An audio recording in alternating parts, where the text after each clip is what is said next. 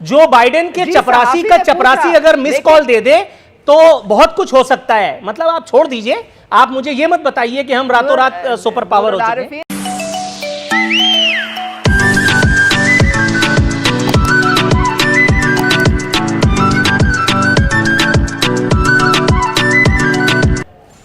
लेकिन अहम बात यह है या ग्राउंड रियलिटी ये है कि वजीर आजम हाउस का वो अल्लाह मारा फोन, जिस पर शायद कभी किसी का कोई इंपॉर्टेंट टेलीफोन कॉल आनी थी, अब तक खामोश है। एक फोन का सवाल है बाबा, लेकिन जो बाइडेन ने फोन नहीं किया। ये अलग बात के ऐन उस वक्त के जहाज पाकिस्तान की फजाई हुदूद में जब दाखिल हुआ तो वहीं से एक प्रेस रिलीज जारी कर दी गई कि हमने तो नहीं कहा था, लेकिन आपने कहा था। उन्होंने सुना नहीं। वजीर खारजा ने अमेरिका बहादुर को एक ट्वीट के जरिए या एक बयान के जरिए नसीहत देने की कोशिश की है अंकल सैम को। उन्होंने कहा है कि पाकिस्तान को करार वाकई अहमियत दी जाए। सवाल ये है कि अहमियत ऐसे ही दे दी जाती है फी सबीलिल्लाह, या उसके लिए आपको कुछ करके दिखाना होता है, या लीडरों का भी इस हवाले से कोई एक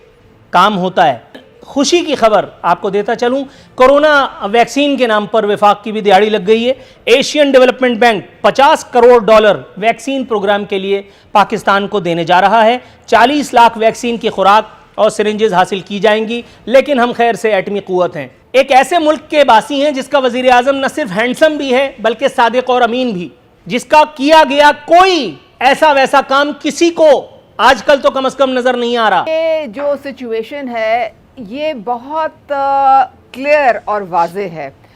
पिछली दहाइयों में हमारे मुल्क की जो एक नेशनल इंटरेस्ट है हमेशा उसको कॉम्प्रोमाइज़ किया गया, और जो बाकी दुनिया की ताकतवर ममालिक हैं, हमने चूँकि हम एक गदागरी में बड़ा हम महारत रखते हैं और हम एक कशकोल लेके पूरी दुनिया में फिरते रहते थे, तो जो उनकी फिरते रहते थे नहीं, फिरते रहते हैं थे, हमको मानो हम मानने पड़ते थे।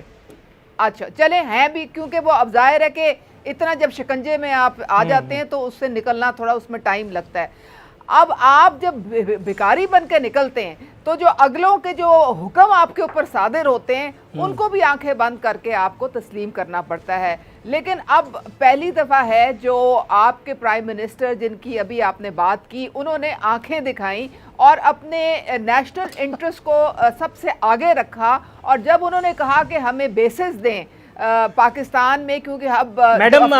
कथा कलामी की गुंजाइश निकालते हुए अमेरिका ने बेसिस मांगे ही नहीं थे। मैडम ये बहुत हो चुका, काइंडली जो बाइडेन पे इल्जाम मत लगाइए। मैं वो बेचारा मतलब उसका पीठ पीछा है, क्यों बिलावजह दुरोगोई से काम लेना। उस अल्लाह मारे ने खुदा की कसम नहीं मांगे थे बेसिस, ये सिर्फ पीटीआई वाले प्रोपेगेंडा कर रहे हैं और मन चाहे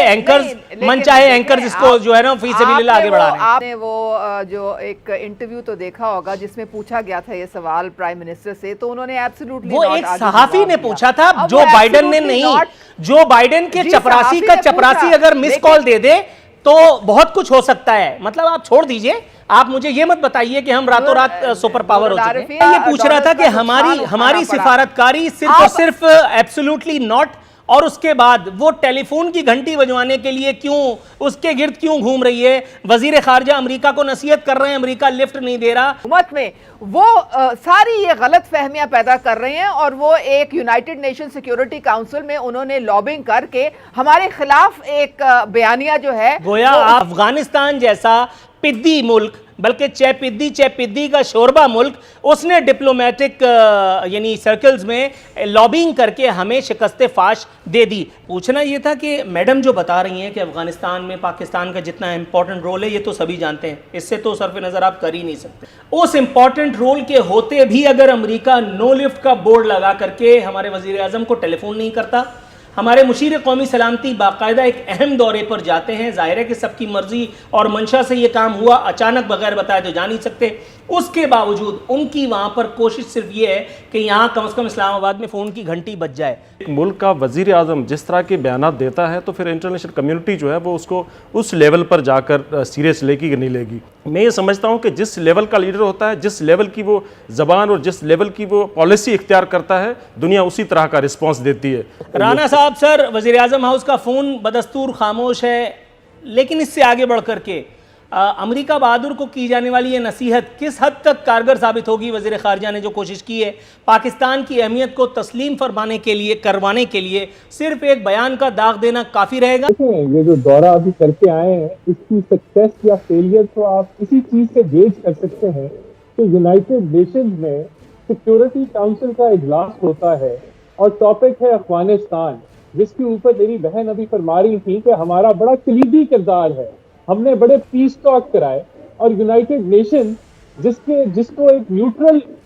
एक वो समझा जाता है फोरम, उधर पाकिस्तान को इनविटेशन भी नहीं दिया जाता। इस चीज का ये जवाब दे दें कि क्या अफगानिस्तान की लॉबिंग हावी होगी उधर, क्या इंडिया की लॉबिंग हावी होगी, तो क्या आप वहां घास काटने जाते हैं कि आपकी लॉबिंग आप नहीं कर सके कि जिस मामले में आप पूरी कौम को बता रहे हैं कि हम सबसे अहम हैं, हमने ना कर दी, हमने इनकार कर दिया, वहां आपको बुलाया भी नहीं जाता। आप अमेरिका के सदर से मिलके आते हैं और आप कहते हैं मुझे ऐसा लगा कि हमने वर्ल्ड कप जीत लिया, मुझे तो ऐसा लग रहा है, और अगले ही कुछ हफ्तों के अंदर इंडिया जो है वो कश्मीर को एनेक्स कर लेता है,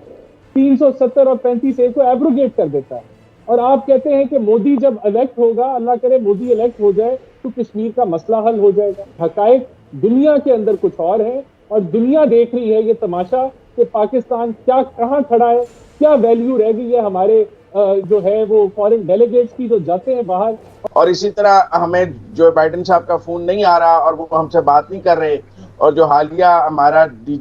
आला अस्करी क़यादत भी जो इंटेलिजेंस के हेड है और नेशनल सिक्योरिटी एडवाइजर भी दोनों अमेरिका गए, तो उसके भी कोई इतने फ्रूटफुल नताइज नहीं आए, क्योंकि जो फाइनेंशियल टाइम्स की स्टोरी है वो कोई उस दौरे को इतना पॉजिटिवली तो आउटलुक नहीं दे रही थी कि उसके अंदर कोई ब्रेक थ्रू हो गया है। तो अगर तो हमने वेस्ट को छोड़ के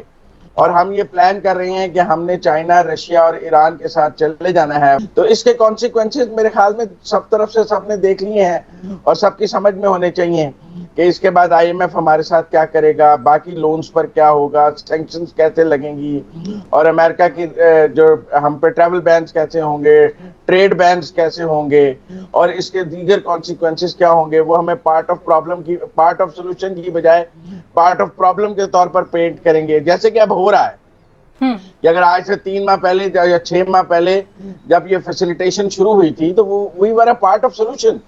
now today when we have shifted the camps we are a part of a problem. अब दुनिया हमें कोई सोल्यूशन या हल का मतलब नहीं समझती, दुनिया समझती है हम मसले की बुनियादी वजह है। और अगर हम देखें दुनिया के ट्वीट्स, और अगर हम देखें अफगानिस्तान की टोन, अगर हम देखें कि सेक्रेटरी डिफेंस ने जो इंडिया का दौरा किया है, फिर हम देखें कि इंडियन एयरफोर्स की जो प्रेजेंस उधर नजर आ रही है, फिर हम और चीजें देखें, तो ये अगर हमने कुछ 10 साल हमने रूस के खिलाफ लड़ा अमेरिका के साथ मिलकर, फिर हमने अमेरिका के साथ मिलकर फिर एक लड़ाई लड़ी, और अब हम अमेरिका के खिलाफ एक लड़ाई लड़ना चाहते हैं, तो हर लड़ाई की एक कीमत हमने अदा की है, चाहे वो रूस के खिलाफ थी, चाहे अमेरिका के खिलाफ थी, और चाहे अब है। और क्या पाकिस्तान दोबारा एक लड़ाई की कीमत अदा करने के लिए तैयार है? मैं समझता हूँ कि ना माशी हालत और ना रीजन की हालत ऐसी है